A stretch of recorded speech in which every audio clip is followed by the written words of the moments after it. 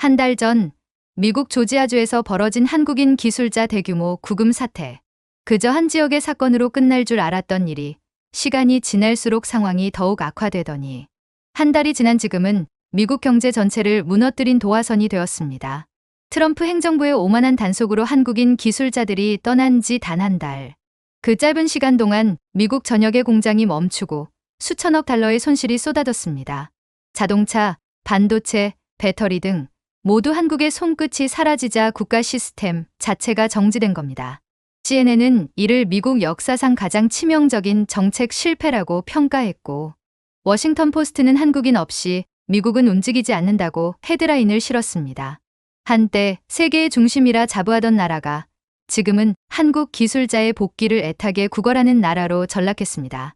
그리고 아이러니하게도 한국은 침묵했습니다. 분노하지 않았고 복수하지도 않았습니다. 단지 돌아서서 세상을 재설계했습니다. 그리고 이제 세계는 알게 되었습니다. 한국이 떠나면 미국도 멈춘다. 그렇다면 한국인이 떠난 미국이 현재 어떤 괴멸적인 상황에 이르렀을까요? 안녕하세요. 제 이름은 다니엘이라고 합니다. 저는 미국 상무부의 고위 산업협력관으로 근무하고 있습니다. 특히나 저는 동아시아를 주로 담당하고 있었고 한국은 제 전문 분야였죠. 어느덧 조지아주 사태가 벌어진 지 한 달. 저는 그 한 달 동안 조지아가 숨을 멈춘 듯한 시간을 지켜보았습니다. 사바나의 하늘 위에는 더 이상 엔진 소리가 들리지 않습니다. 한때 활기를 띠던 크레인들은 공중에서 얼어붙은 채 마치 버려진 기념비처럼 서 있었죠. 기자들은 이 상황을 위대한 일시 정지라 부릅니다. 제게는 그보다 더 깊은 애도라는 단어가 어울리는 풍경이었어요. 오늘 아침 현대차와 LG가 함께 짓던 배터리 메가사이트를 지나가며 저는 한때 자랑스럽게 걸려있던 현수막을 보았습니다. 한국과 함께 제조합니다. 그 문구는 아직도 바람에 흔들리고 있었지만 이제는 약속의 잔상처럼 힘없이 펄럭이고 있었어요. 3,000대의 차량으로 가득 차 있던 주차장은 텅 비어 있었고 출입문 옆에는 보안요원 한 명이 조용히 서 있었습니다.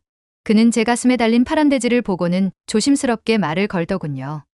혹시 정부에서 오신 분이시죠? 저는 고개를 끄덕였습니다. 그는 잠시 머뭇거리다 이렇게 말했습니다. 우리 모두 한국인들이 돌아오길 기다리고 있습니다. 꼭 전해주세요. 철책 안쪽으로 들어서자 침묵이 기계 소리보다 더 크게 느껴졌습니다. 하루에 30만 개의 전기차 배터리 셀을 생산할 수 있는 자동화 라인은 완전히 멈춰 있었고 조립대 위에 남겨진 미완성 셀들은 마치 거대한 생명체의 갈비뼈처럼 고요히 놓여 있었어요. 현지 언론은 하루 손실을 650만 달러, 총 피해액을 42억 달러로 추산했습니다. 그러나 그 어떤 숫자도 오늘 제가 본 사람들의 얼굴을 설명할 수는 없었습니다.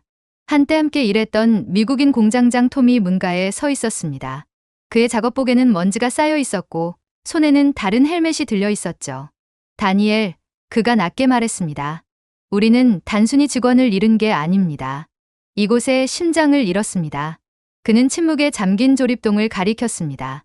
트럼프 대통령은 분명 누구나 배터리를 만들 수 있다고들 했습니다. 하지만 틀렸어요. 저는 미소를 지으며 대답했습니다. 톰, 벽은 누구나 세울 수 있습니다. 하지만 맥박을 만들 수 있는 사람은 따로 있죠. 그는 고개를 숙인 채 작게 웃었습니다. 트럼프는 한국인 기술자들을 추방하면 미국인의 일자리가 늘 거라 생각했죠. 그런데 이제 모두가 실직했습니다. 머릿속으로 수치가 스쳐갔습니다.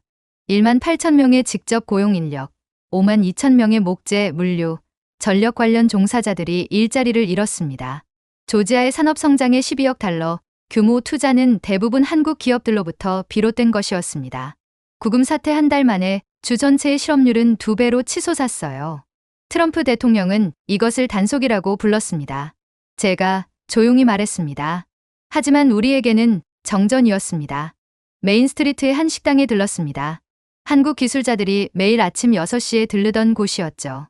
주인 마리아는 여전히 그들의 머그컵을 선반에 그대로 두고 있었습니다. 이름이 한글로 적혀 있어 읽을 수 없다고 했어요. 한국인들은 늘 자리를 깨끗이 정리하고 나가셨어요. 그녀가 말했습니다. 그 이후로 그런 사람은 한 명도 없었어요. 도시 곳곳에 여전히 한국인의 흔적이 남아 있었습니다. 정돈된 바닥 표시, 가지런히 쌓인 공구, 두 나라 언어로 적힌 안전 매뉴얼들. 심지어 현장을 지키는 미국 경비원들조차 한국식 안전 절차를 그대로 따르고 있었습니다. 시청에서 만난 리처즈 시의원은 지쳐 있었어요. 우린 번영을 약속받았죠. 그는 한숨을 쉬었습니다. 이젠 세수가 사라지고 부동산 가치도 떨어졌습니다. 그들이 돌아오지 않으면 사바나는 한 세대를 잃게 될 겁니다. 그는 고개를 들며 말했습니다. 대통령은 자기가 무슨 짓을 한 건지 모릅니다. 하지만 그는 알고 있었을 겁니다. 혹은 알고 싶지 않았던 걸지도 모르죠. 한 달 전 트럼프 대통령은 이번 부금을 통상적인 이민 단속이라며 대수롭지 않게 넘겼습니다. 그러나 이제 그는 행정적 오해였다고 말을 바꾸었습니다. 그 사이 조지아를 넘어 오하이오, 미시간, 텍사스까지 공사 중단 사태가 번졌고 삼성반도체 공장마저 반쯤 멈춰졌습니다. 덕분에 충격의 파장은 미국 전역으로 번지고 있었어요. 그날 오후 대사관 브리핑에서 최신 보고서를 받았습니다. 현대차 미국 법인은 하루 1,800만 달러의 손실을 입고 있었고 LG에너지솔루션은 북미 전역 납품을 지연했습니다. 하청업체 5곳은 이미 파산 신청을 마쳤습니다. 이건 단순한 산업 문제가 아닙니다. 제가 말했습니다. 이건 신뢰가 무너졌을 때 어떤 일이 벌어지는지를 보여주는 교훈입니다. 해질 무렵 저는 다시 한번 현장으로 향했습니다. 톰은 여전히 트럭 보닛 위에 앉아 있더군요. 석양이 철골 구조물을 붉게 물들이며 녹슨 희망처럼 보였습니다. 한국은 우리를 용서할까요? 그가 물었습니다. 저는 한참을 바라보다가 대답했습니다. 용서는 쉽습니다. 하지만 신뢰를 다시 세우는 일, 그게 진짜 건설이죠. 그는 쓴웃음을 지으며 말했습니다. 우린 건물을 세운 줄 알았는데 사실은 무너뜨리고 있었네요. 돌아서는 길, 철책에 걸린 한 장의 종이가 눈에 들어왔습니다. 어린아이가 그린 조그만 종이 깃발이었어요. 태극기 옆에는 서툰 글씨로 이렇게 적혀 있더군요. 제발 돌아와 주세요, 한국. 미국은 오랫동안 정치로 공장을 돌릴 수 있다고 믿어왔습니다. 그러나 조지아의 공기는 그 믿음이 얼마나 허망한지를 증명했습니다. 한국이 없으니 기계는 멈췄고 나라의 맥박도 함께 멎었습니다. 구금 사태가 일어난 지 한 달, 이제 조지아의 바람조차 속삭이는 듯했어요. 그들은 미국의 숨을 멈추게 한 사람들을 뒤늦게 붙잡고 있다. 이른 아침, 저는 다시 사바나 사무실로 향했습니다. 조지아의 심장이라 불리던 그곳은 이제 인공호흡기에 의존하는 환자처럼 보였어요. 일주일 전 발표된 주정부 경제보고서는 충격적이었습니다. 단 30일 만에 조지아의 실업률은 3.1%에서 7.4%로 급등했고 임업물류 건설 분야에서 5만 4천 개의 일자리가 순식간에 사라졌습니다. 현지 라디오에서는 진행자가 이렇게 묻고 있었어요. 이게 과연 가치가 있었을까요? 한국 기술자들을 내쫓은 게 정말 옳은 선택이었을까요? 트럼프 대통령은 이에 대해 명확한 입장을 발표해야 할 것입니다. 함께 있던 공동 진행자는 아무 말도 하지 않았습니다. 아무도 답을 할 수 없었죠. 사무실 회의실에 들어서자 제 보좌관 제시카가 창백한 얼굴로 저를 맞았습니다. 그녀는 조지아 경제개발청에서 온 보고서를 제게 건넸습니다. 국장님, 이번 주에만 공장 18곳이 추가로 문을 닫았습니다. 경기 침체에도 버티던 제지공장들조차 운영을 중단했어요. 한국인들이 관리하던 에너지 공급망이 끊기니까 버틸 수가 없습니다. 서류를 넘기자 그래프와 빨간 손실표가 눈에 들어왔습니다. 주내 GDP 예측치에서만 68억 달러가 사라졌어요. 그들은 한국 기술자들을 단순 노동자라고 생각했죠. 제가 낮게 말했습니다. 하지만 사실 그들은 산업의 동맥이었습니다. 제시카는 고개를 끄덕이며 말했습니다. 신문에서는 이번 사태를 맥박 붕괴라고 부르더군요. 정오 무렵 주지사의 기자회견이 열렸습니다. 기자들이 몰려 있었지만 분위기는 장례식장 같았습니다. 모두 분노를 예상했지만 그 대신 주지사 트립 톨리슨의 목소리는 떨리고 있었어요. 우리는 그들을 당연하게 여겼습니다. 그는 단상 위를 꽉 움켜쥐며 말했습니다. 이제 우리 아이들은 일할 곳이 없습니다. 우리의 경제에는 더 이상 방향이 없습니다.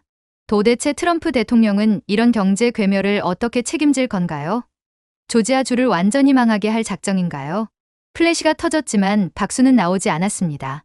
청사 밖에는 수십 명의 시민이 모여 있었어요. 손에는 손수 만든 팻말들이 들려 있었습니다. 돌아와 주세요. 우리에겐 한국이 필요합니다. 그들 중에는 예전에 한국 기술자들을 집으로 초대해 식사하던 가족들도 있었습니다. 조용히 그들 사이를 걷는데 낯익은 얼굴이 저를 붙잡더군요. 사바나 인근 주택단지에서 살던 젠킨스 부인이었습니다. 다니엘, 제발 그들에게 전해주세요. 그녀는 제 소매를 붙잡았습니다. 우리가 정말 미안해요. 우리는 그동안 얼마나 한국인들을 필요로 했는지 몰랐어요. 저는 잠시 머뭇거리다가 조용히 대답했습니다. 부인, 사과하실 필요는 없습니다. 하지만 지도자들이 사과해야겠지요. 트럼프 대통령이 직접 말입니다. 이 충격은 미국 전역으로 번지고 있었습니다. 현대차의 조지아 공장 중단은 다른 주의 공급망까지 마비시켰습니다.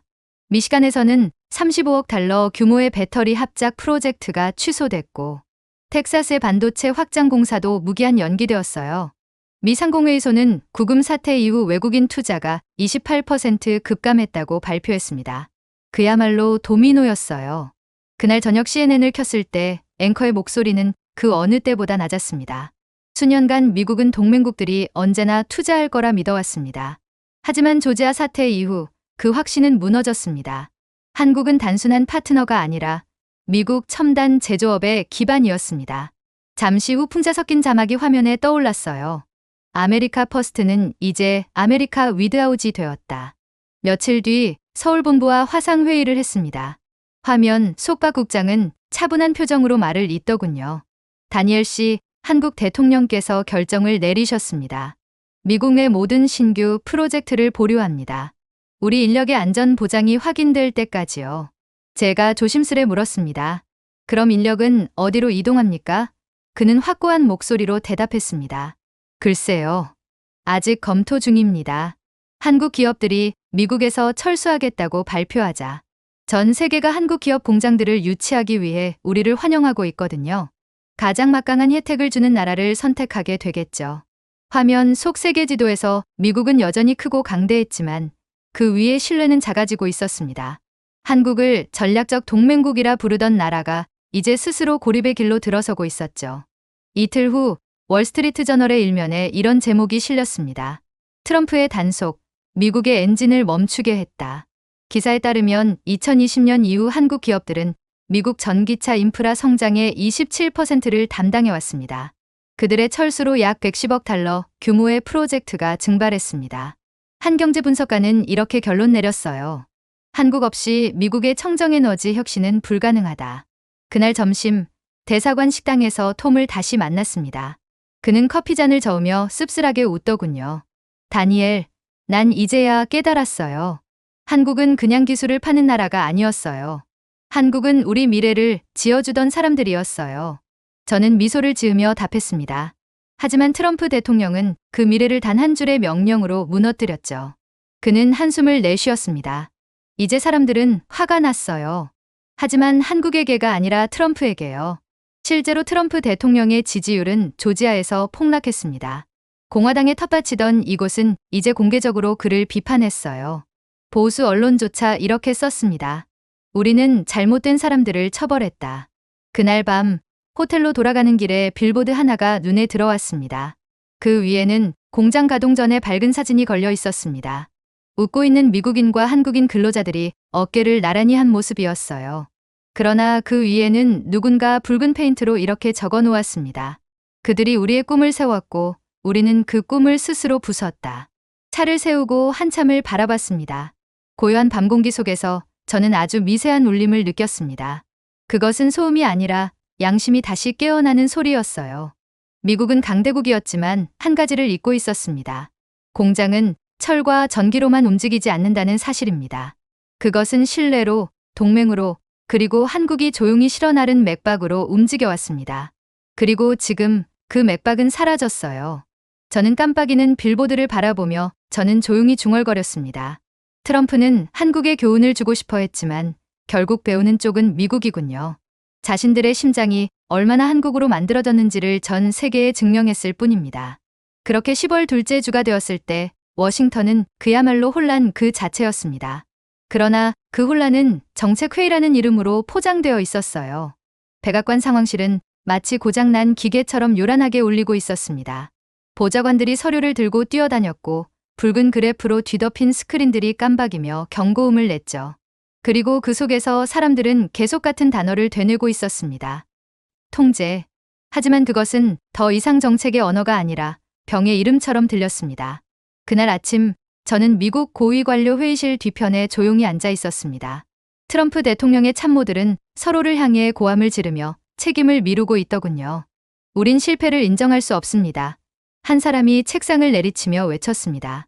이건 외국에 대한 과도한 의존의 문제입니다. 이제 미국인이 직접 미래를 세워야 합니다. 그러자 다른 참모가 즉시 맞받았습니다. 직접 세운다고요? 지금 공장 절반도 못 돌리고 있습니다. 매뉴얼이 전부 한국어로 되어 있다고요. 그리고 그 순간 회의실을 얼어붙게 만든 한마디가 들렸습니다. 한 고위 보좌관이 조용히 대통령에게 몸을 기울여 속삭였어요. 각하, 한국인 기술자들이 없으면 제어 시스템 전원조차 다시 켤 수 없습니다. 트럼프 대통령의 얼굴이 굳었습니다. 말도 안 돼. 그냥 재훈련시키면 되잖아. 6주면 충분해. 그때 저는 깨달았습니다. 미국의 문제는 인력이 아니라 겸손의 부재라는 것을요. 6주라니. 저는 웃음이 나올 뻔했습니다. 한국 기술자들이 전기차 배터리, 양극재를 0.01mm 단위로 정렬하는 정밀 기술을 완성하기까지 40년이 걸렸습니다. 단 한 겹의 오차만 나도 전 모듈이 불량으로 폐기됩니다. 그것은 단순한 공정이 아니라 문화였습니다. 인내, 집중, 그리고 보이지 않는 완벽함을 추구하는 정신 말입니다. 상무장관이 조용히 말을 이었습니다. 대통령님, 국내 팀이 생산을 재개하려 했지만 720개의 시험 제품 중 715개가 품질 기준을 통과하지 못했습니다. 누군가 기침을 했고 다른 사람이 속삭였습니다. 즉, 99% 실패율입니다. 트럼프가 얼굴을 찡그리며 말했습니다. 그럼 더 좋은 사람을 뽑으면 되잖아. 이미 저희가 가진 인력 중 최고입니다. 각하. 장관은 낮게 대답했습니다. 회의실은 순식간에 조용해졌습니다. 종이 넘기는 소리만 들렸습니다. 멀리 스크린에는 조지아 공장의 항공 촬영 화면이 떠 있었어요. 얼어붙은 크레인, 멈춘 조린 라인. 가관이었죠. 저 장면이 지금 전 세계에서 퍼지고 있습니다. 한 장군이 말했습니다. 사람들은 저걸 미국의 빈 심장이라고 부르고 있답니다. 저는 노트를 펴고 조용히 메모를 했습니다. 자부심, 슬픔, 그리고 믿을 수 없는 현실이 뒤섞여 있었습니다. 잠시 후 휴식 시간, 한 미국인 엔지니어가 제게 다가오더군요. 그는 이름이 마크였고 실패한 조립팀을 감독했던 사람이었습니다. 다니엘, 그가 낮은 목소리로 말했습니다. 난 20년 넘게 이 일을 했습니다. 하지만 한국인 기술자들 같은 사람들은 처음 봤어요. 그들은 매뉴얼을 따르는 게 아니라 문제를 예측하더군요. 우린 항상 문제를 겪은 후에야 움직이죠. 저는 고개를 끄덕이며 대답했습니다. 한국에서는 무언가를 만들 때 사람의 생명이 걸려 있다고 생각하며 만듭니다. 그는 한참을 바라보다가 한숨을 쉬었습니다.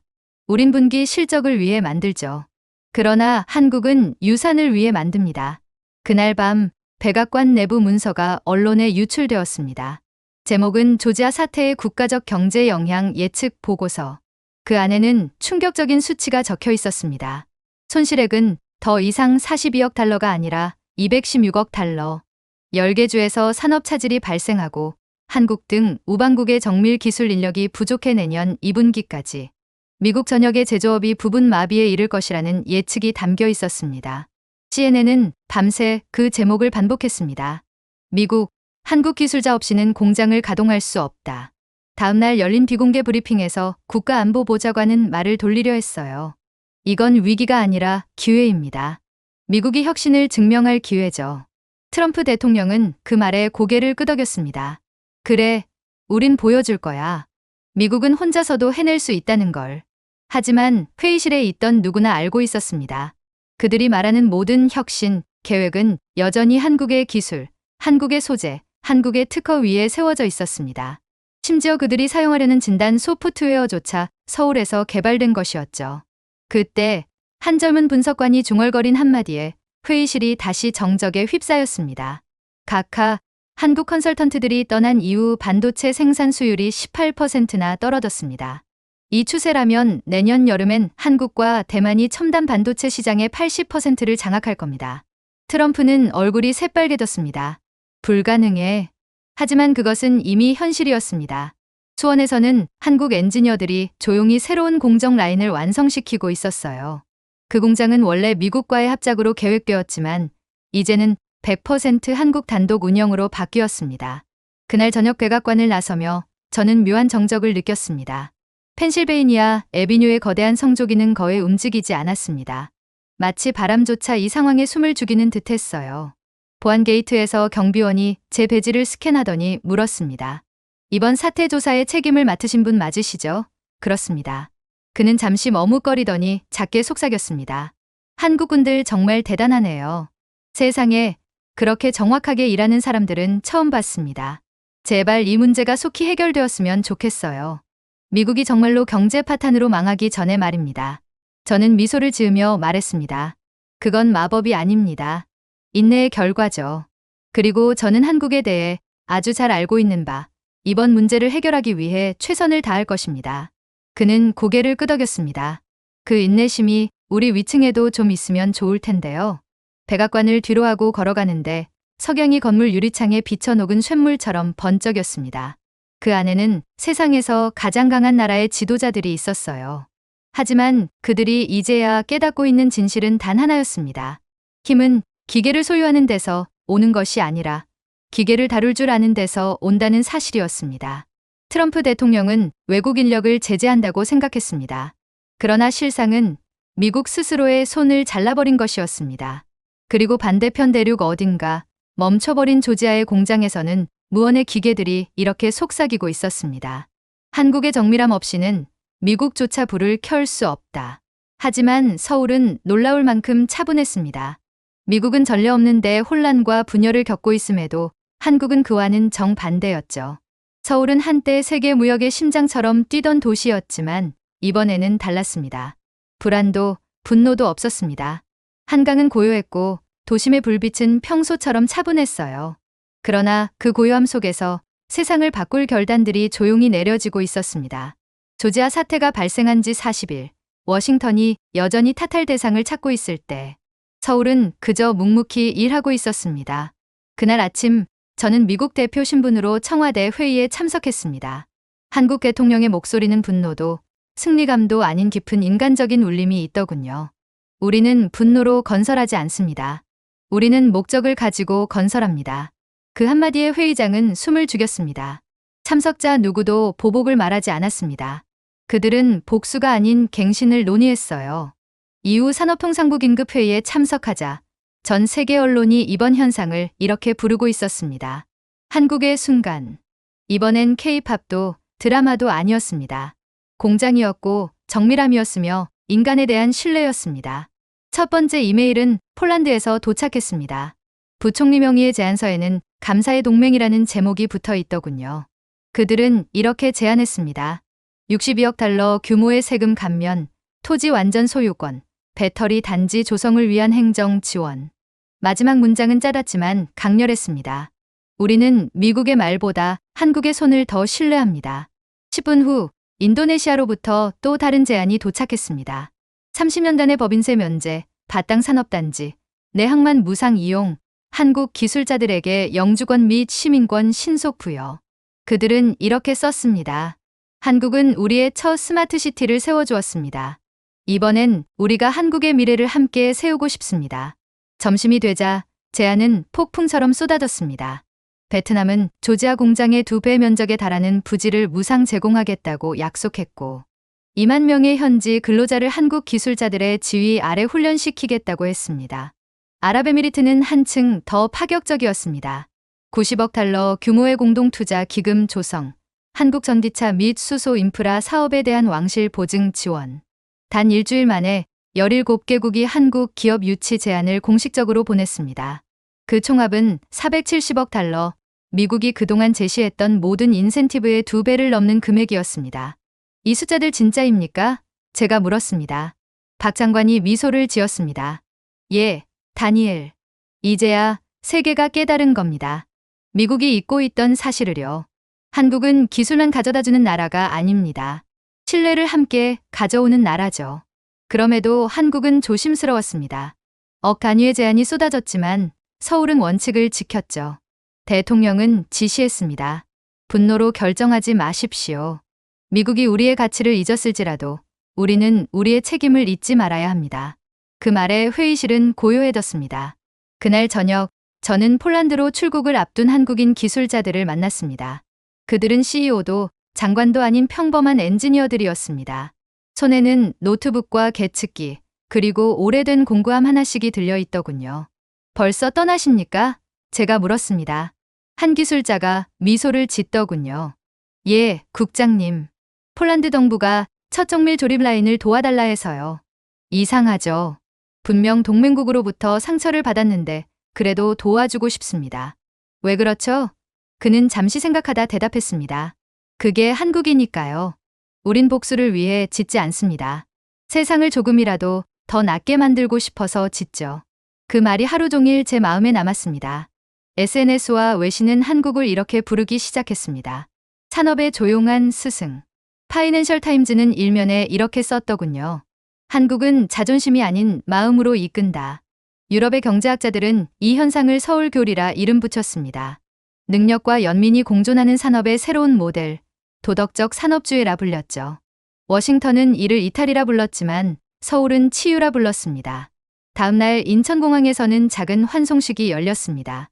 폴란드, 자카르타, 아부다비로 향하는 엔지니어 200명이 조용히 서 있었어요. 국기나 현수막도 없었습니다. 그저 고개 숙인 인사, 짧은 악수, 그리고 진심 어린 미소뿐이었습니다. 그러나 그 광경은 장엄했습니다. 이들은 돈을 쫓는 노동자가 아니라 품격을 전하는 대사였어요.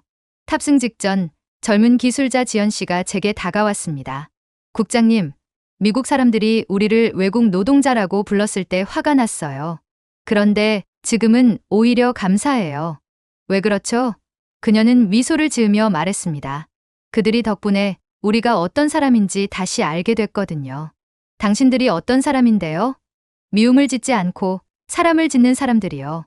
그녀의 비행기가 석양 속으로 사라질 때 저는 오랜만에 마음이 편안해지는 걸 느꼈습니다. 그날 밤 대통령의 연설이 전 세계로 생중계되었습니다. 대한민국은 결코 비극을 이용하지 않습니다. 우리는 신뢰가 있는 곳에서 건설하며 우리가 아는 것을 나누겠습니다. 그것이 진정한 진보의 의미입니다. 심지어 비판적이던 외신들도 박수를 보냈습니다. 독일과 일본의 언론인들조차 이렇게 썼더군요. 한국은 굴욕을 희망으로 바꾸었다. 저는 창가에 서서 서울의 야경을 바라봤습니다. 수십 년간 한국 기술자들은 전 세계의 다리, 위성, 공장, 스마트 시티를 지어왔습니다. 하지만 오늘 밤 한국은 훨씬 더 위대한 무언가를 짓고 있었습니다. 그것은 신뢰였어요. 정밀함 속의 따뜻함, 이익 속의 인간성, 배신 속에서도 품위를 잃지 않는 용기. 그리고 저는 깨달았습니다. 진정한 힘이란 남을 짓누르는 능력이 아니라 다시 일어나 용서하며 다시 짓는 의지라는 것을 말입니다. 세상은 한국을 무릎 꿇게 만들었습니다. 그러나 한국은 두 손을 쥐지 않았습니다. 오히려 그 손을 펼쳤죠. 그리고 그 손끝에서 다음 세기의 미래가 태어나고 있었습니다. 그리고 제가 일이 미국 측에 불리하게 돌아가고 있다는 보고를 하자 마침내 트럼프 대통령은 상황의 심각성을 인지하고 미국의 주요 고위 관료들을 한국으로 파견 보내는 파격적인 결정을 했어요. 미국 고위 관료단의 비행기가 인천공항 활주로에 착륙하던 순간 공기부터 달라졌습니다. 긴장도 경계심도 아닌 묘한 존경의 공기가 흐르고 있었어요. 그들은 시위를 예상했습니다. 분노의 구호 혹은 정치적 갈등의 현장을 기대했죠. 하지만 그들이 마주한 건 전혀 다른 풍경이었습니다. 오직 침묵, 그리고 완벽하게 작동하는 나라였습니다. 시위대는 어디 있습니까? 한 관리가 제게 물었습니다. 없습니다. 제가 웃으며 대답했습니다. 한국인들이 분노의 고함을 치는 것을 본 적이 있나요? 그들은 소리치기보다 만들어 보여주는 걸 택합니다. 공항을 벗어나기도 전에 그들은 이미 무언가 다르다는 걸 느꼈습니다. 입국 심사대는 단 3초. 줄은 거의 없었고 여권을 스캔하자 홀로그램 화면에 그들의 이름이 떠올랐습니다. AI입니까? 누군가 물었습니다. AI지만 한국에겐 더 이상 인공지능이 아닙니다. 제가 말했습니다. 이건 삶의 일부죠. 공항 밖에는 AI 기능이 탑재되어 있는 의전 차량이 기다리고 있었습니다. 엔진 소리 하나 없이 매끄럽게 움직이는 차량, 대시보드에 빛나는 문구. 안녕하십니까? 서울까지 예상 소요 시간은 38분입니다. 현재 대기질은 양호합니다. 관리들은 서로를 바라보며 어색하게 웃었습니다. 워싱턴에선 주차장 빠져나오는데 38분 걸리는데 누군가 농담처럼 중얼거렸습니다. 서울에 도착하자 그들을 맞이한 것은 유리로 된 건물이었어요. 건물 전체가 살아 숨쉬는 듯 했습니다. 햇빛의 각도에 따라 외벽이 스스로 움직이고 온도와 습도를 자동 조절하는 시스템이 작동 중이었습니다. 이 건물 전체가 사용하는 전력은 미국의 대형마트 한 곳보다 적습니다. 제가 설명했습니다. 믿기 어렵군요. 부장관이 어색하게 웃었습니다. 대단한 게 아닙니다. 제가 미소 지었습니다. 그저 효율적일 뿐입니다. 회의실 안에서는 로봇팔이 조용히 움직이며 커피를 내렸습니다. 모든 컵은 정확히 섭씨 67도로 유지되었죠. 누가 조작하는 겁니까? 한 관리가 물었습니다. 아무도요. 제가 대답했습니다. 여러분의 대화 속도와 손의 움직임을 학습해서 스스로 따릅니다. 처음엔 웃음이 어색했지만 이내 그 웃음에는 감탄이 섞여 있었습니다. 회의가 시작되자 저는 세계 각지의 한국 공장 데이터를 띄웠어요. 지도 위의 점 하나하나가 실시간으로 움직였습니다. 서울은 19개국, 1240개 시설을 실시간으로 모니터링할 수 있어요. 제가 말했습니다. 폴란드 공장에서 미세한 진동이 발생하면 울산의 엔지니어가 3초 만에 그걸 인지합니다. 미국 측 참모들이 웅성거렸습니다. 그게 여기서 가능합니까? 네. 한국에서는 설계, 생산, 유지 보수를 분리하지 않습니다. 모든 것이 하나의 맥박처럼 연결되어 있습니다. 누군가 작게 중얼거렸습니다. 미국이라면 저걸 하려면 5개 기관과 3개 위원회의 승인이 필요하겠군. 그들의 표정에는 웃음보다 깊은 자조가 깃들어 있었습니다. 미국의 공장은 규제와 서류에 묶여 있었지만 한국의 거리는 살아있는 유기체처럼 움직이고 있었거든요. 그때 한 관리가 창밖을 가리켰습니다. 저 신호등, 제가 지나가자마자 바뀌었군요. 사람의 움직임을 인식해 바꿉니다. 제가 답했습니다. 속도보다 생명을 우선하죠. 그는 조용히 웃으며 말했습니다. 워싱턴에서는 아직 누가 전구 교체 비용을 낼지로 싸우고 있습니다. 이후 판교 테크밸리의 연구단지를 방문했습니다. 그들은 시끄러운 공장, 매캐한 냄새, 고함이 오가는 현장을 예상했을 겁니다. 하지만 대신 흰 제복을 입은 엔지니어들이 로봇과 함께 조용히 일하고 있었어요. 기계음도 거의 들리지 않았습니다. 정밀조립 라인이 마치 악기처럼 일정한 리듬으로 움직이고 있을 뿐이었죠. 감독관은 어디 있습니까? 한 관리가 물었습니다. 모두가 감독관입니다. 제가 대답했습니다. 한국의 근로자는 지시를 따르지 않습니다. 개선을 만듭니다. 그들의 눈빛이 변했습니다. 놀람, 존경, 그리고 약간의 부끄러움. 그중 한 고위 관리가 한숨을 내쉬었습니다. 우린 그동안 한국이 휴대폰과 자동차만 잘 만드는 줄 알았습니다. 그런데 지금 보니 한국은 문명을 만들고 있었군요. 저는 조용히 웃었습니다. 글쎄요. 제 생각에는 한국은 단지 고장 나기 전에 고치는 법을 배웠을 뿐입니다. 우리와는 시스템과 체계, 사고방식 자체가 다르죠. 아마 그들이 이렇게나 빠르게 성공하고 또 전 세계가 한국에 의존하게 된 이유도 다 이런 부분에 있지 않을까 싶네요. 그들은 아무 말도 하지 않았습니다. 건물 옥상에서는 태양광 패널이 스스로 각도를 바꾸며 에너지를 조절했고 길가에서는 한 학생이 청소 로봇에게 손을 흔들었으며 로봇은 작게 고개를 끄덕였습니다. 그 단순하고 따뜻한 순간이 그 어떤 외교적 연설보다 강렬했습니다. 해질 무렵 미국 대표단은 한강 다리 위에서 섰어요. 도심의 네온사인이 물 위에 부드럽게 반사되었습니다. 모든 것이 조화로웠고 소음은 어디에도 없었습니다. 이 나라는 더 이상 우리를 필요로 하지 않는 것 같군요. 한 관리가 낮게 말했습니다. 저는 미소를 지으며 대답했습니다. 저와 똑같은 것을 느끼셨군요. 한국은 미국을 필요로 하진 않지만 언제든 환영은 하는 것 같네요. 그날 밤 CNN은 특별 방송을 내보냈습니다. 제목은 소리 없이 세상을 움직이는 나라였습니다. 앵커의 목소리가 약간 떨렸어요. 그들은 시위하지 않았습니다. 그들은 협박하지 않았습니다. 그저 건설을 멈췄을 뿐인데 세상이 흔들렸습니다. 워싱턴은 처음으로 깨달았습니다. 가장 두려운 건 소리치는 적이 아니라 조용한 동맹이라는 것을 말이죠. 호텔 방으로 돌아와 저는 보고서에 한 줄을 적었습니다. 우리의 침묵은 약함이 아니라 계산이었다. 다음 날 대표단은 귀국 준비를 했습니다. 출국 직전 한 관리가 제게 묻더군요. 다니엘, 이 모든 시스템이 어떻게 이렇게 매끄럽게 작동합니까? 저는 잠시 생각하다가 대답했습니다. 한국 감당으로서 저는 아마 한국은 모든 걸 만들 때 누군가가 보고 있다고 생각하고 만들기 때문이 아닐까 싶어요. 감시가 아니라 신뢰를 주는 시선 말입니다. 그는 고개를 끄덕이며 미소 지었습니다. 그게 차이군요. 맞습니다. 제가 말했습니다. 그게 한국입니다. 비행기가 구름 속으로 사라질 때 저는 창밖을 바라보며 생각했습니다. 워싱턴은 그날 처음으로 보았어요. 소리치지 않는 힘, 과시하지 않는 기술, 그리고 세상을 이끄는 가장 조용한 리더십을 말입니다. 결국 한국의 침묵은 무의 소리가 아니었습니다. 그것은 자신감의 울림이었죠. 그렇게 고위 관료들이 아무런 성과 없이 돌아간 직후 미국은 더 이상 포효하지 않았습니다. 그저 숨이 가쁜 채로 버티고 있을 뿐이었죠. 절반만 완공된 공장들, 꼬여버린 공급망, 그리고 끝없는 생산 차질. 트럼프 대통령의 지지율은 28%까지 떨어졌습니다. 그의 정치 생명이 끝날지도 모른다는 말이 공공연히 오갔습니다. 그리고 마침내 그가 직접 운영하는 플랫폼 트루스 소셜에 믿기 힘든 한 문장이 올라왔습니다. 한국 엔지니어들의 복귀를 환영합니다. 그들은 세계 최고입니다. 미국은 그들을 필요로 합니다. 그 한 문장은 미국 전역을 뒤흔들었습니다. 뉴스 앵커들은 생방송 중에도 몇 번이고 문장을 다시 읽었어요. 그가 사과한 겁니까? 이건 외교가 아니라 항복에 가깝습니다. 스튜디오는 술렁였고 그 장면은 전 세계로 퍼져나갔습니다. 저는 이미 알고 있었습니다.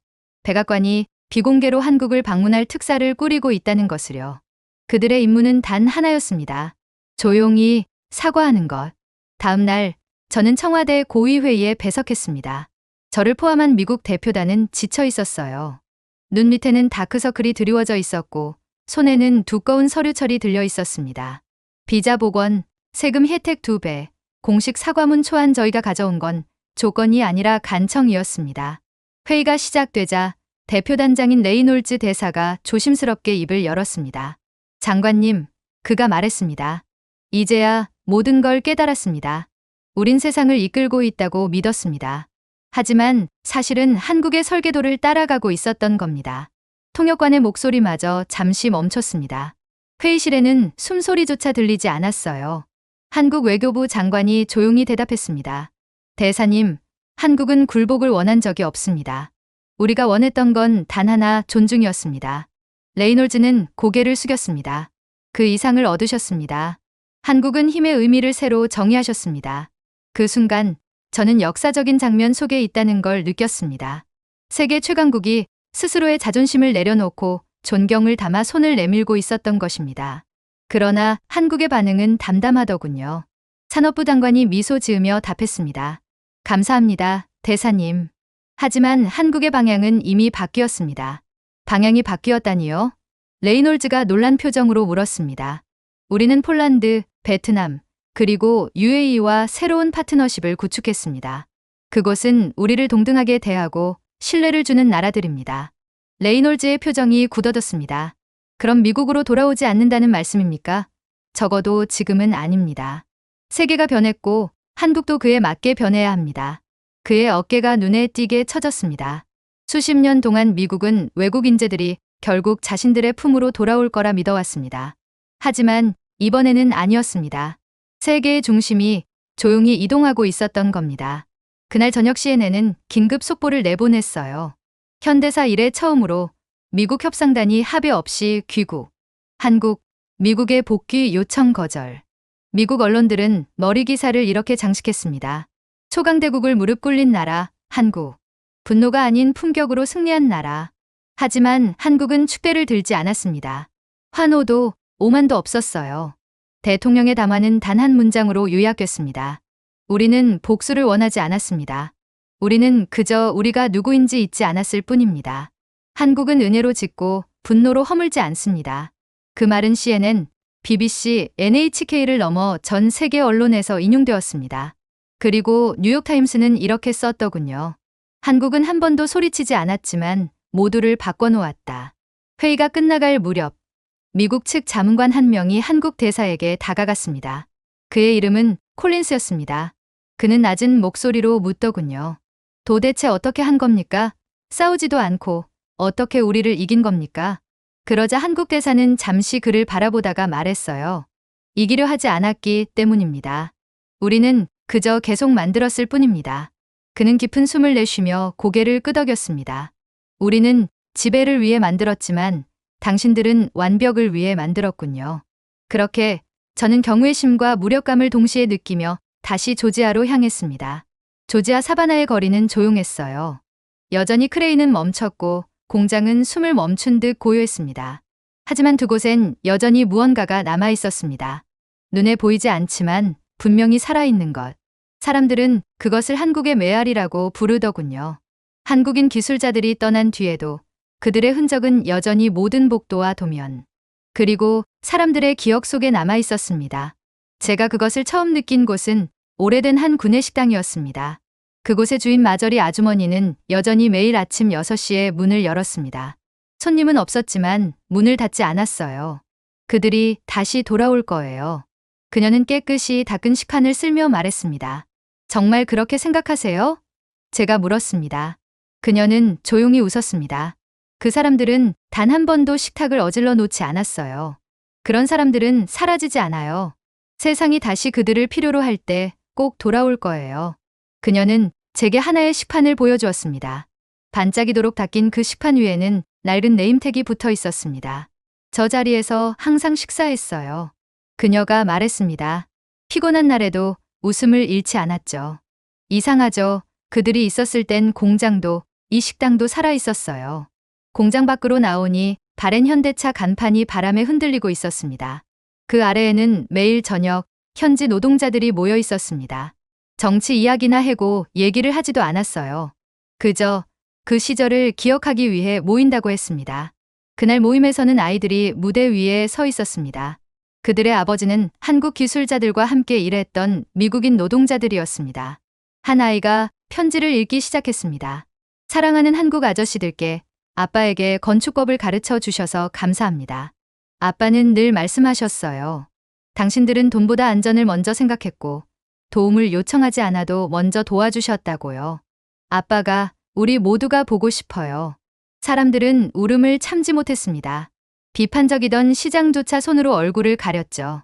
그는 조용히 중얼거렸습니다. 그들은 노동자가 아니었습니다. 스승이었죠. 다음 날 한 영상이 인터넷에서 폭발적으로 퍼졌습니다. 조지아의 한 마을 사람들이 밤하늘 아래 모여 한국 노래를 부르는 영상이었습니다. 누군가 스피커를 가져왔고 그들은 한국인 노동자들이 즐겨 부르던 노래라며 다 함께 열창하고 있었어요. 처음엔 서툴게 따라 부르던 사람들이 어느새 진심을 담아 노래하고 있었습니다. 현장에 있던 젊은 기자가 한정비공에게 물었어요. 왜 한국어로 노래하세요? 무슨 뜻인지 모르시잖아요. 그는 미소 지으며 대답했습니다. 그들이 우리를 이해해 줬거든요. 이제 우리가 그들의 언어로 마음을 전할 차례죠. 그 말을 듣는 순간 제 눈시울이 뜨거워졌습니다. 한국 기업 공장에서 일하는 미국인들은 한국을 외국인 근로자가 아니라 이웃, 선생님, 그리고 가족으로 기억하고 있었습니다. 특히 한 영상은 제 마음을 완전히 멈추게 만들었어요. 공장 경비원이 찍은 영상이었습니다. 텅 빈 공장 복도를 걸으며 그는 한국 기술자들이 점심시간마다 부르던 노래를 흥얼거렸습니다. 그리고 마지막에 이렇게 속삭이더군요. 그들은 말했어요. 우리가 함께 미래를 만들 거라고. 이젠 그 말이 정말이었네요. 그들이 없어도 그들은 여전히 여기 있거든요. 그때 저는 깨달았습니다. 한국이 남긴 것은 기술이 아니라 도덕적 흔적이었습니다. 그 뒤로 미국 곳곳에서 변화가 보이기 시작했습니다. 공구함에는 영어와 한글로 이름표가 붙었고 안전 포스터에는 이런 문장이 새겨졌습니다. 당신이 사랑하는 사람이 사용할 것처럼 만들어라. 그리고 어느 지역 라디오에서는 뉴스 사이사이에 한국 발라드가 흘러나왔어요. 한 전직 현장 감독은 인터뷰에서 이렇게 고백했습니다. 난 우리가 그들을 가르치고 있다고 생각했어요. 당연하죠. 미국은 전 세계 최강인 국가잖아요. 하지만 사실 그들이 우리를 가르치고 있었죠. 기술이 아니라 인간으로서의 마음을요. 그 말이 오래도록 제 머릿속에 남았습니다. 한국은 기계를 수출한 게 아니었습니다. 가치를 수출한 나라였습니다. 그 가치는 지금도 조용히 퍼지고 있었습니다. 규율, 친절, 그리고 정확하게 일하면서도 따뜻할 수 있다는 믿음이 한국이 떠난 자리에서 여전히 사람들의 마음을 움직이고 있었어요. 몇 주 후 다시 마저리 아주머니를 찾아갔습니다. 그녀는 여전히 식판을 닦고 있었습니다. 아직도 닦고 계시네요. 제가 말했습니다. 그녀는 미소 지었습니다. 그 사람들이 실망하지 않게 하려면 계속 닦아야죠. 언젠가 그들이 다시 찾아왔을 때 한국인들이 사랑하던 식당이 준비가 전혀 안 된 상태라면 그들은 분명 실망을 할 게 분명하거든요. 그녀는 창밖으로 저무는 햇살을 바라보며 천천히 말을 이었습니다. 처음엔 한국인들이 단순히 일을 하러 왔다고 생각했어요. 하지만 이제는 알아요. 그들은 우리에게 어떻게 다시 마음을 쓸 수 있는지를 가르치러 왔던 거예요. 공장을 떠나려던 순간 저는 벽에 그려진 벽화를 발견했습니다. 한인 기술자들과 미국 노동자들이 함께 헬멧을 들고 서 있는 그림이었습니다. 그 아래에는 두 언어로 이렇게 적혀 있었습니다. 그들은 떠난 게 아니다. 우리 안에 남아있다. 그 문구를 보며 저는 천천히 숨을 내쉬었어요. 세상은 한 나라의 힘을 얼마나 많은 걸 만들 수 있는가로 판단합니다. 하지만 그날 저는 깨달았습니다. 한국이 세상에 남긴 가장 위대한 창조물은 공장도, 반도체도, 자동차도 아니었습니다. 바로 공감이었어요. 공감은 눈에 보이지 않지만 사라지지 않습니다. 한 번 심어지면 조용히 자랍니다. 그리고 결국 한때 그 가치를 무시했던 이들마저도 그리워하고 아파하고 그 이름을 노래하게 만듭니다. 미국은 한국의 엔지니어를 잃었습니다. 그러나 그보다 훨씬 더 큰 것을 잃었죠. 바로 인류애로 일하는 법을 가르쳐준 나라, 한국을 말입니다. 하지만 저를 가장 당황하게 만든 부분은 따로 있었습니다. 아침 회의 브리핑을 열자마자 제 눈에 들어온 것은 한 줄의 제목이었어요. 세계 산업의 새로운 축, 한국이 혁신의 중심이 되다. 파이낸셜 타임즈의 기사였습니다. 이제는 과장이 아니라 사실이었어요. 바르샤바에서 두바이까지, 하노이에서 리야드까지 모든 주요 경제국이 단 한 가지를 위해 움직이고 있었습니다. 한국 엔지니어를 데려오라. 단 한국으로가 아니라 우리나라로. 그들이 원한 것은 단순한 인재가 아니었습니다. 정밀함, 규율, 그리고 그들이 따라잡지 못한 보이지 않는 공식이었죠. 현재 한국은 전 세계의 파격적인 제안으로 가득 차 있었습니다. 폴란드는 한국에 세금이 없는 산업지대를 제시했고, 베트남은 아예 한 도시 전체를 한국 기술진에게 맡기겠다고 했습니다. UAE는 한국 기술자라면 이중 시민권을 즉시 부여하겠다고 공표했습니다. 말도 안 되는 혜택이었죠. 대체 왜 한국일까요? 젊은 분석관 하나가 물었습니다. 한국 엔지니어가 그렇게 특별합니까? 저는 대형 디지털 월을 가리켰습니다. 세계 곳곳에 퍼진 한국 기술 시설들이 거대한 뇌의 신경세포처럼 반짝이고 있었습니다. 이유는 간단합니다. 제가 말했습니다. 한국은 기계를 만드는 나라가 아닙니다. 생각하는 시스템을 만드는 나라죠. 그가 고개를 갸웃했습니다. 생각하는 시스템이라니요? 다른 나라는 로봇에게 명령을 주지만 제가 답했습니다. 한국은 로봇이 스스로 판단할 수 있도록 가르칩니다. 그게 차이예요. 비밀은 하나의 기술이 아니라 한국식 기술이 가진 유기적 연결 구조에 있었습니다. 울산에서 개발된 AI 통합 공장망은 서구식 중앙서버 지휘 체계와 달리 신경망 구조처럼 모든 장비가 실시간으로 서로 결정을 내릴 수 있게 설계되어 있었습니다. 센서 하나가 고장나면 다른 센서들이 즉시 재경로를 만들어 작동했죠. 그것은 단순한 효율이 아니라 회복력 그 자체였습니다. 독일에서는 한국의 물류 알고리즘 하나가 운송 에너지를 18% 절감시킨 것을 보고 충격을 받았습니다. 싱가포르의 해수 담수화 플랜트에서는 한국 기술진이 만든 AI 기반 나노 필터가 서구의 어떤 모델보다 40% 적은 전력으로 바닷물을 정화했죠. 사우디 예온 프로젝트에서는 한국의 모듈형 소형 원자로가 26개월 동안 한 번의 오류도 없이 스마트 지구 전체를 운영했습니다. 그야말로 한국은 배우는 인프라, 즉 스스로 진화하는 시스템을 만들고 있었습니다. 도시의 전력망은 서로 대화했고 교통 AI는 인간의 행동을 예측했습니다. 반응이 아니라 말입니다. 브뤼셀에서 열린 국제기술 포럼에서 한 유럽 장관이 단상에 올라 이렇게 말하더군요. 우리는 한국이 빠른 이유가 노동 규율이라 생각했습니다. 하지만 이제 알았습니다. 한국은 인간적 논리를 가진 나라입니다. 그 말이 제 머릿속에 오래 남았습니다. 그것은 진실이었습니다. 한국의 기술에는 언제나 사람의 리듬이 들어 있었습니다. 한국은 사람을 대체하려 기술을 만든 것이 아니라 사람의 시간을 지켜주기 위해 기술을 만든 나라였거든요. 그래서 외국 기업들은 한국의 제품을 사려는 것이 아니라 한국의 사고방식을 배우고 싶어졌던 것입니다. MIT 기술 포럼에서 한국의 한 엔지니어가 생활용 인프라 시스템을 설명했습니다. 그는 말했습니다. 한국의 가로등은 사람이 없으면 스스로 발길을 줄입니다. 노인이 길을 건너면 횡단보도 신호가 몇 초 더 늘어납니다. 쓰레기 수거는 차량이 아니라 지하 진공관이 합니다. 이를 지켜보던 스탠퍼드의 한 교수는 제게 이렇게 말하더군요. 이건 인프라가 아닙니다. 공감이 코드화된 사회네요. 정확했습니다.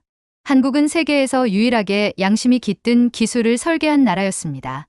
그리고 이렇듯 한국이 미국을 완전히 압도했다는 사실이 전 세계에 점점 퍼질수록 세계 각국의 대학들이 교육과정을 바꾸기 시작했습니다.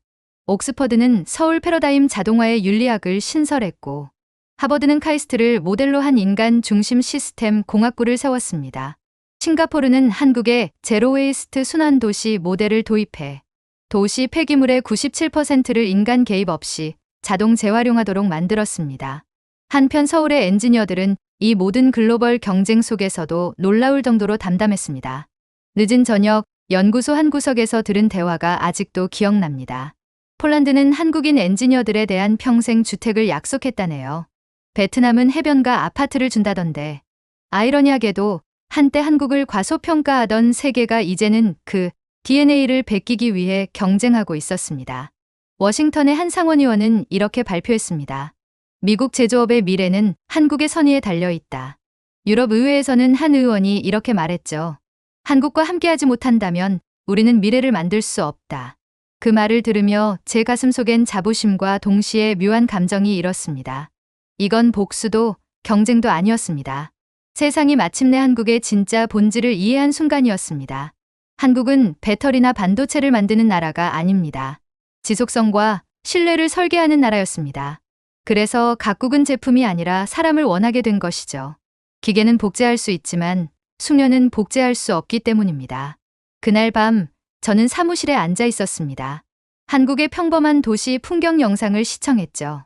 AI가 실시간으로 제어하는 지하철망, 머리카락보다 얇은 센서가 수질을 정화하는 정수 시스템, 자율형 전력망이 사람의 수요를 예측해 스스로 에너지를 분배하고 있었습니다.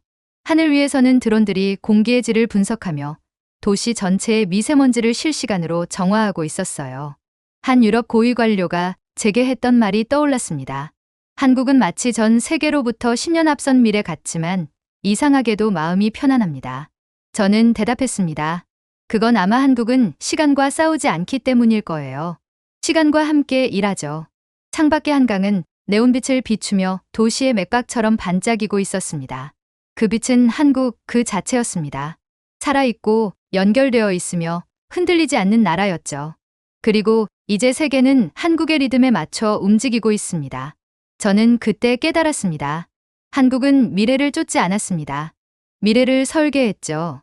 조용히, 그러나 완벽하게. 그리고 인류 역사상 처음으로 세계는 단순히 한국을 보는 것이 아니라 이제 한국을 따르고 있습니다. 그리고 마침내 첫 번째 충격이 월스트리트를 강타했을 때 아무도 그것을 믿으려 하지 않았습니다. 한국과의 합작 기업 주가들이 2008년 금융위기 때보다 빠르게 붕괴했습니다. 전광판은 붉게 물들었고 방송 앵커들은 침착한 척했지만 목소리는 떨리고 있었어요. 조지아, 오하이오, 미시간 전역의 공장이 가동 중단 상태입니다. 현재 추산된 피해액은 약 4,200억 달러에 달합니다. 저는 그날 워싱턴 브리핑룸의 뒤편에서 이 광경을 지켜보고 있었습니다. 이건 단순한 숫자의 문제가 아니었습니다. 스스로 세계의 공장이라 자부하던 시스템이 서서히 붕괴하는 순간이었죠. 장관님, 한 보좌관이 속삭였습니다. 의회가 묻습니다. 누가 한국인 구금을 명령했습니까? 국토안보부 장관은 아무 말도 하지 않았습니다. 손에 쥔 펜이 부러질 정도로 꽉 쥔 채 고개만 숙였죠. 며칠 뒤 전국 생중계로 열린 청문회장. 상원의원들이 마이크 앞에 몸을 기울이며 목소리를 높였습니다. 당신들은 미국 공장을 지탱하던 사람들을 체포했습니다. 한국인 기술자들이 없으니 자동화 시스템조차 멈췄습니다. 그때 한 미국 현장 감독의 증언이 시작되었습니다. 그는 거칠게 일한 손을 책상 위에 올려놓고 붉어진 눈으로 말했습니다. 그 사람들은 단순한 노동자가 아니었습니다. 선생님이었습니다. 그들은 우리에게 정밀함의 이유를 가르쳐 주었죠. 우리는 그 규율을 비웃었지만 이제 우리는 라인 하나도 다시 돌리지 못합니다. 그는 잠시 말을 멈추더니 한숨 섞인 목소리로 덧붙였습니다. 그들이 우리의 미래를 세웠습니다. 그리고 그걸 부순 건 우리였습니다. 그 순간 회의장은 숨죽인 침묵에 휩싸였습니다. 그 후 발표된 수치는 충격 그 자체였습니다. 한 달 만에 한국과 관련된 산업 부문 생산량이 37% 급락, 전기차 생산량은 64% 감소, 반도체 조립 라인은 세계주에서 완전 중단, 글로벌 계약 손실은 1조 2천억 달러에 달했습니다. 이는 제2차 세계대전 이후 미국 역사상 가장 큰 산업 붕괴였습니다. 그리고 그 원인은 단 하나 트럼프 행정부의 무모한 결정. 골드만삭스의 한 애널리스트는 이렇게 말했습니다. 한국은 미국 경제의 일부가 아니라 척추였습니다. 하지만 워싱턴의 정치인들은 여전히 현실을 인정하지 않으려 했어요. 한 하원 의원이 기자들 앞에서 말했습니다. 우리는 한국의 효율성을 연구해서 미국 내에서 복제하겠습니다. 잠시 침묵이 흘렀다가 기자석에서 조용한 웃음이 새어나왔습니다. 뒤편에 있던 한 보좌관이 낮게 중얼거렸습니다. 문화는 3D 프린터로 찍어낼 수 없습니다. 그 말은 진실이었습니다. 한국의 기술력은 단순한 노하우가 아니라 문화와 사고방식이었습니다. 전국 곳곳이 텅 비어 있었습니다. 공사 현장은 중단되었고 전기차 충전소는 전원을 잃었으며 창고에는 조립되지 못한 부품들이 산처럼 쌓여 있었습니다. 아이러니하게도 메이드 인 아메리카라던 그 산업의 대부분이 사실상 한국 기술 시스템 위에서 작동하고 있었던 것이었습니다. 심지어 텍사스의 배터리 로봇들도 한국 펌웨어로 구동되고 있었지만 한국 기술자들이 떠나자 업데이트조차 할 수 없었어요. CNN 인터뷰에서 애틀랜타의 공장장은 이렇게 고백했습니다. 이 공장에 4천만 달러를 투자했습니다. 그런데 이곳을 살아있게 만들 줄 아는 사람은 서울에서 온 단 10명이었습니다. 디트로이트의 한 해고 노동자는 녹슨 간판 아래에서 카메라를 향해 말했습니다. 우리가 그들을 이끈다고 생각했죠. 하지만 사실은 우리가 그들을 따라가고 있었던 겁니다. 한국 엔지니어 혹은 한국 부품이 빠졌을 때 한 나라의 생산성이 얼마나 떨어지는지를 수치로 나타낸 지표가 공개되었어요. 미국의 수치는 마이너스 68%, 그야말로 산업 마비 수준이었습니다. 그 주 브루킹스 연구소의 비공개 회의에 참석했을 때 분위기는 마치 장례식 같았습니다. 한 상원의원이 제게 물었습니다. 어쩌다 이렇게 된 걸까요? 왜 우리는 한국에 이렇게 의존하고 있었는지도 몰랐던 걸까요? 저는 조용히 대답했습니다. 한국은 자랑하지 않았습니다. 그래서 우리는 그 침묵을 자금으로 착각했죠. 옆자리에 있던 상무부 관료가 고개를 끄덕이며 말했습니다. 우리는 그들을 하청업체라 불렀지만 사실 그들은 설계자였습니다. 거리의 분노는 새로운 방향으로 번졌습니다. 시카고 도심에는 한국인들을 다시 데려와라. 미국은 혼자 설 수 없다는 팻말이 나부꼈습니다. 그들은 불과 몇 달 전까지만 해도 이민자 반대를 외치던 사람들입니다. 하지만 이제는 한국 기술자들의 귀환을 간절히 바라고 있었던 것입니다. 백악관 내부에서는 혼란이 극에 달했어요. 중국 탓으로 돌립시다. 누군가 제안했습니다. 다른 참모가 냉정하게 말했습니다. 이미 중국도 한국 기술자를 고용하기 시작했습니다. 트럼프 대통령의 경제자문단이 작성한 내부 보고서에는 이런 문장이 적혀 있었습니다. 한국과의 협력에서 잃는 1달러는 장기적으로 9달러의 미래 성장 손실로 이어진다. 아무리 언론을 통제해도 이 수식만큼은 감출 수 없었습니다. 그리고 마침내 미국이 오랜 시간 외면해온 진실이 드러났습니다. 협력 없는 지배는 단지 취약함의 다른 이름일 뿐이었다는 것. 조지아 사건에 대한 최종 조사 보고서 결론은 단 한 줄이었습니다. 우리는 동맹을 도구로 대했고 결국 스스로의 손을 부러뜨렸다. 그날 밤 저는 워싱턴 DC의 거리를 걸었습니다. 불 꺼진 빌딩, 비어있는 로비, 그리고 여전히 불빛이 켜진 단 하나의 건물 한국 대사관. 길모퉁이에서 2명의 미국 노동자가 담배를 피우며 대화하고 있었습니다. 한 명이 말했어요. 한국말이 들리던 그 공장 소리가 그립네요. 그 소리가 나면 공장은 잘 돌아간다는 뜻이었거든요. 다른 한 명이 고개를 끄덕였습니다. 웃기죠. 우리가 그들이 우리를 필요로 한다고 믿었는데 결국 우리가 그들을 필요로 했던 거였어요. 저는 발걸음을 멈추고 하늘을 올려다보았습니다. 미국의 오만의 껍질이 벗겨진 채 그 아래엔 의존의 진실이 드러나 있었어요. 이제 누구도 부정할 수 없었습니다. 한국은 단지 미국을 도왔던 것이 아닙니다. 한국은 미국을 지탱하고 있던 나라였습니다. 그리고 그 유대를 자존심 하나로 끊어버린 한 사람의 결정은 동맹을 붕괴시켰을 뿐 아니라 세계 최강이라 불리던 제국의 텅 빈 내부를 드러내 버린 사건이었어요. 하지만 그 폐허 속에서도 변화가 시작되었습니다. 당파를 넘어선 새로운 진리, 이념이 아닌 존경의 감정. 미국인들은 마침내 깨달았습니다. 가장 조용한 동맹이야말로 세상을 무너지지 않게 붙잡고 있던 존재였다는 것을 말이죠. 제가 준비해온 내용은 여기까지입니다. 끝까지 시청해주셔서 진심으로 감사드리며 여러분들의 구독과 좋아요, 알림 설정은 영상 제작에 큰 힘이 됩니다. 이상 세모튜브였습니다.